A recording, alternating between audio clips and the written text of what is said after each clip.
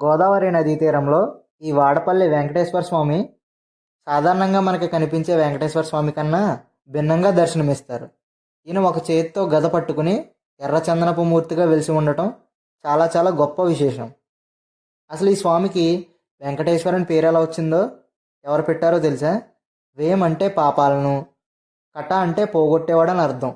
అలా వెంకటేశ్వర స్వామికి నారదుడు నామకరణం చేశారు. 7 శనివారాల వెంకన్న దర్శనం 7 జన్మల పుణ్యఫలం.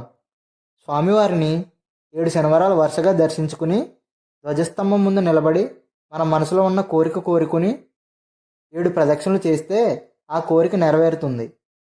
ఈ ఊరికి వాడపల్లి అనే పేరు ఎలా వచ్చిందో తెలుసా? పూర్వం దీనిని నౌకాపురం అని పిలిచేవారు. నౌక అంటే వాడ. అలా కాలక్రమేణా నౌకాపురం కాస్త వాడపల్లిగా ప్రసిద్ధి చెందింది. ఈ వెంకటేశ్వర స్వామి క్షేత్రం మన ఆంధ్రప్రదేశ్ ఈస్ట్ గోదావరి